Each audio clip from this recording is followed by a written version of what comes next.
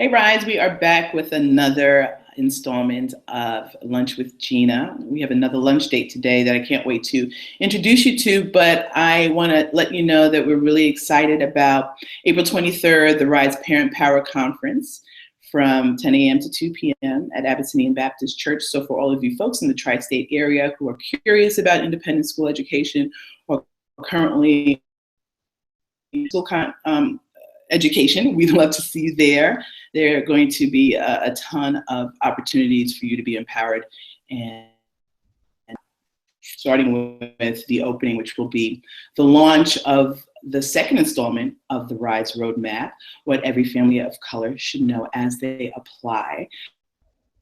It's going to be a roundtable discussion on the launch of this installment, and we'll be talking with great independent school admission directors, digging a little bit deeper about the next steps and how to navigate it.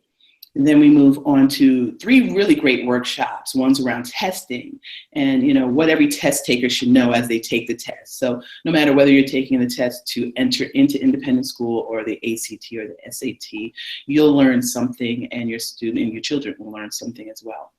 And then we have a socialization workshop that talks specifically about what it's like to navigate socially in an independent school if you are a student of color. So that will be really good for not only students, but for parents to get some tips on how to support a really great social and emotional journey in independent schools. And then we will be doing a focus group on boys of color and how they navigate independent schools. So we have a lot going on, and then we have an amazing group of schools, diverse, some K through 5, some K through 8, some K through 12, some all girls, some all boys schools, a really diverse group of 16 independent schools for you to meet and engage with. So please join us in the details section of this video. There is a link to learn more about the event on the 23rd of April, as well as to register. So I want to talk about a little bit, speed it up. Or maybe even go backwards, because the admission process is cyclical in nature. Soon as an admission season ends, another one begins, and we're kind of like in the middle of that right now. So we are talking to families who may have applied to independent schools and are on the wait list or were not offered a seat. We are also talking to parents who are looking at excellence in education and beginning the admissions process in independent school education or in other venues, because it is all about school choice.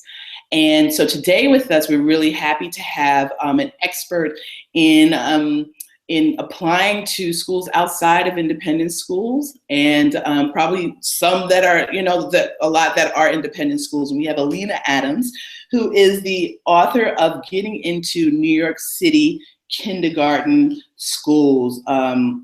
And we want to welcome her. So Alina Adams, thank you for joining us. She has a static picture. Her camera isn't working quite right, so you'll see her image, but that's what she looks like. I've met her. So welcome, Alina. Thank you so much for having me. My pleasure. My pleasure. So we wanted to ultimately make sure that, well, we felt it was a moral responsibility because it is so competitive and highly selective to get into independent schools, which is what we focus on with RISE, that it was important for us to make sure that we also made sure that families knew that they need to have plan B. They need to be looking at other options as they continue to look at an independent school. What are the options right now, let's say for a parent or a family who's on the wait list for an independent school or did not get a seat offered in 2016-17 at an independent school? What could they be doing right now? What are their options for kindergarten? Well, first of all, there are still independent schools that do have seats. People tend to apply to the ones that they know best, and I'm sure many of the top schools will be at your event on April 23rd, but there are some smaller, under-the-radar schools, and there are some new schools that are just opening up. I can tell you that there's a new school, the New York International School on the east side, which is promising to tell you whether you're in within 2 weeks, and to tell you whether you got financial aid within 3 weeks. So that's a school option for parents who might be on the wait list. There is a school in Brooklyn, Basis Brooklyn, that is opening a school in Manhattan. There is another new school called the Portfolio School opening up. There is a school called the Ideal School, which has a very interesting model of having both children who have Down syndrome and children who are typically developing together in the classroom, and they're a school that is very generous with financial aid. So the fact is, look beyond the big name schools, or maybe the ones that you initially applied to, and take a look at some of the smaller, new, and under the radar gems, because they still are accepting applications for September 2016. Awesome, awesome. Yeah, we do. We've worked with the Ideal School. It's a phenomenal community. It's really an amazing community, so thank you for that. So as parents begin to prepare for 2017-18, let's define the alternative options. You outside of independent schools, talk a little bit about specialized schools, talk about a little bit about the gifted and talented programming. Let's get an overview of that. Absolutely. Well, first and foremost, there's the school that people know of, Hunter College Elementary School. People think of it as a public school, but it's not. It's actually much closer to being a private school with no tuition. It's a lab school under Hunter College, which means it is not under the DOE. It doesn't have to follow DOE curriculum. It doesn't have to shift whatever they're doing at the whims of the DOE every 3 days. It is a K-12. What's important to know is that Hunter has only 2 entry points. You can only come in kindergarten, and that is only open for families living in Manhattan. So if you live outside of Manhattan, you are not eligible for Hunter College Elementary. There is a second entry point in high school, which is their 7th grade. They're the only school in the city where high school starts in 7th grade, and that's open to children from all across the city. But let's talk about how you apply to kindergarten. In order to apply to Hunter College Elementary, parents need to start looking at their application in August. The August before the September when your child would start school. So you really have to be alert and on the ball to know that their application... That aligns quite well with independent school admissions. Absolutely, yes. So it's better actually for people to think of Hunter College Elementary more as an independent school, because as I said, they're really a tuition-free independent school in a way. But they are not part of NAIS, though, right? They are not, but they notify on the same day. They notify on the same day as the private schools. So if you apply to private school and to Hunter, you will get your notification on the same day, so you can really make a decision. That's another really great thing. So what parents need to do is, after filling out their application for Hunter College Elementary, they need to be aware that they only have 3 weeks in which to get their child tested. It used to be that you could fill out the application and have most of the fall to get your child tested. That is no longer true. You only have 3 weeks. And the reason this is important is because the testing is marked in 3-month bands, which means all children who are age 4 up to 4 years, 2 months, and say 30 days are judged against each other. Then all children who are 4 years and 3 months up to children who are 4 years, 5 months, and 30 days are compared against each other. And as we all know about our kids, they change practically on a daily basis, especially when they're 4 years old. So it's really to your advantage to have your child be at the top part of that band. So when you are picking a date to have your child tested, and for Hunter, they release a list of approved psychologists that can give this test. You can't just go to any psychologist. You have to go to a Hunter-approved psychologist who will give them an IQ test, usually the Stanford Binet 5. So when you are picking a date for your child, try to pick a date when they are in the upper part of the band. So maybe they're 4 years, 2 months, and 2 weeks. If your child is particularly verbal, precocious, it's good to have them take the test as early as possible, because then they will seem better compared to other children. If, on the other hand, your child isn't particularly mature, you might want to have them take it as late as possible to just give them as much of a chance to be mature, because they have to sit with a stranger alone in a room for, maybe 45 minutes to an hour. You have to make sure that your child is capable of that. Sure. And so for our families who are going through the process for independent school admission, they will be in a similar situation. So this is it's good to know that a lot of these specialized and gifted and talented programming align with the same timeline. Yes, it's very important to keep in mind. It's important for families to kind of spread their wings a little bit, and so ultimately they will walk away with the best fit no matter where it's at. So that's great. I wanted to finish also with Hunter, is that I wanted to say that 2,500 children roughly take the test, and then they take the top 250 scorers and move them on to what's called second round. There's 2 rounds at Hunter. First, just the IQ test. Then the top scoring 250 children are brought to second round, which is usually the weekend of Martin Luther King. So if you think your child is going to qualify for second round, don't make any vacation or travel plans, because that's it. That's your weekend. You come or you don't come. Hunter doesn't care. They're not going to reschedule. And then the children are put through something also very similar to independent schools, and that's sort of a mock play date, an interview where they'll have the children in a group, they'll have them perform some tasks, they'll see how they transition, they'll see how they interact. From those 250 children, they take 25 boys, 25 girls. 12 boys go on the wait list, 12 girls go on the wait list, and that's it. The list is closed.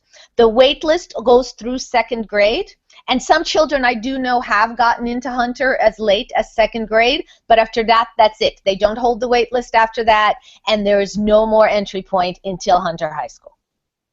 Okay, so tell me, what does, out of that 50, if I'm getting my math right, that's 50 students, right? 25 girls, 25 boys? Correct. Okay, what can we talk about what that looks like demographically with regards to race? They will be white, mostly from the Upper West Side. A few of them will be Asian. That's it. So we were talking a little bit earlier about gifted and talented, and a recent article in the New York Times that talks to our public schools being overwhelmingly Black and Latino, but the number of students that get into, or those students that get into gifted and talented, are predominantly white and Asian. And so this disparity in numbers, and they feel that based on a new way of assessing in California, that it's generally the schools themselves who underestimate the ability of Black and Latino students. And then on top of that, parent engagement.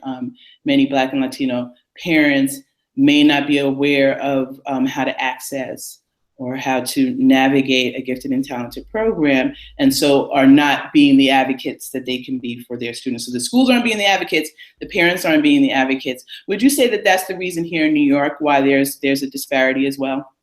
You know what? I know the article that you're referring to, but unfortunately the situation in New York City is not like the one in California, and I will explain why. It used to be that in New York City, part of the way that you would apply for gifted and talented programs would be if usually preschool teachers or maybe teachers in the regular classrooms would refer the children to a gifted and talented program.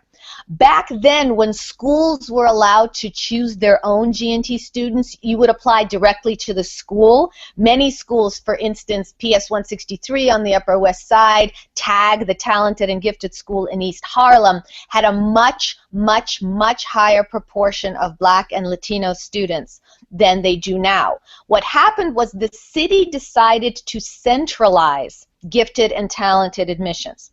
What that means is instead of each school having their own criteria for selecting students, there is one test that all students across the city take.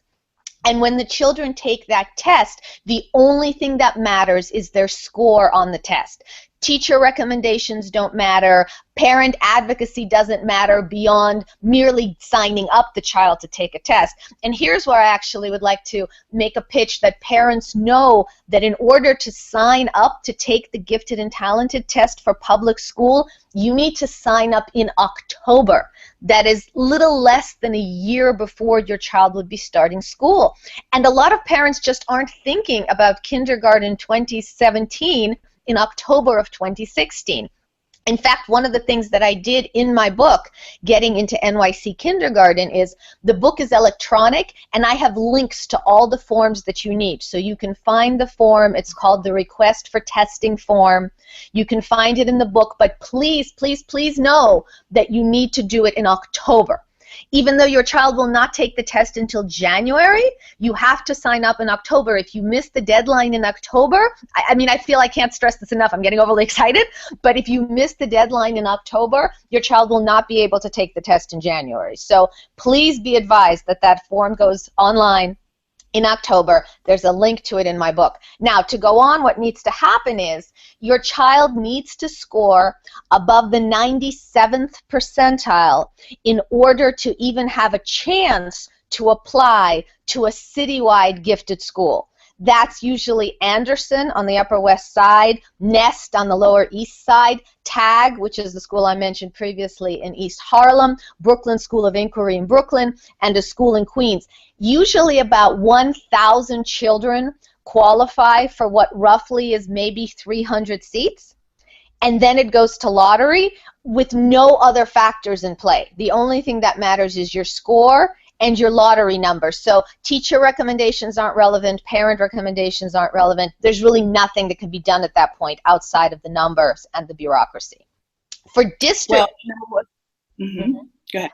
I was saying for district gifted and talented programs, children need to score above the 90th percentile, but again, so many more children qualify than there are seats that if you have a score below the 95th percentile, it's rather unlikely that you're going to get a seat in a district gifted and talented program. Okay. Wow. Well, I tell you, you have a lot of information that I think is going to be, I know is going to be very supportive for families as they look at school choice and provide themselves or strategize to have enough options so that they ultimately end up with a good fit, whether it's an independent school, gifted and talented, or a specialized school. And, you know, our network of parents are very much on point with regards to deadlines and schedules. We support them in making sure that they're really educated about how important these things are. So as they go through an independent school application process, I'm confident that they'll be on point with spreading the opportunity in other school environments. So we will make sure that families at the bottom, the details section of this this particular video, and we thank you for joining us and having fun. We're going to have Alina's web address, and you'll get more information about the book as well as all of the great resources that she has to make sure that you get what you want with regards to educating your child. So thank you for joining us today, Alina. We really enjoy having you and continuing on different ways that we can support our families. Thank you so much for having me. Okay, have a great day. All right. Bye. Bye. Okay. So we're good? Okay, yeah, stop broadcasting. This is perfect. Okay. So I'm going to thank you so much, Alina. This is great. As I said, I'll make sure that I have your section of the, because this ultimately goes on to our YouTube channel, but we also will be pushing it through our newsletters, through our social media. I'm going to have a string of Lunch with Gina's as we are leading up to the 20th and promoting it. So as soon as it goes live, I'll let you know, but that's going to be before this week is out. Great, great. I'm also very big on social media promotion, so as soon as you give me the link, I'll tweet it out and Facebook, and I do all that. I'm very heavily on social media. What's your Twitter? What is your Twitter? It's at NY Gifted Ed. Okay, perfect. All right, and do you do Google Plus too? I do. I find it doesn't give me a great response, but I do it. Yeah. Yeah, I mean, so okay, so I can easily find you on there through Yeah. Gina. That won't be a problem. Okay, Mm-hmm. perfect. Thank you so All much. right. How's your Thank family you so doing? much. How's your son doing? He's great. Yeah, he's good. How's your son? It's been a tough year. He's great.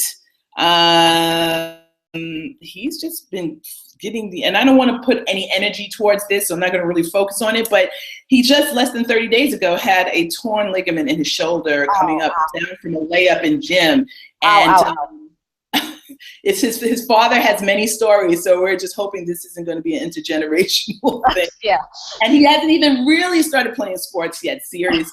So, but he's okay. They're treating it like a concussion. And so he just has to listen to protocol, and that's been pretty tough. You know, what he shouldn't be doing right about now, he's managing to wiggle to do it. But he's good. He's good. Okay, good. I'm glad to hear it.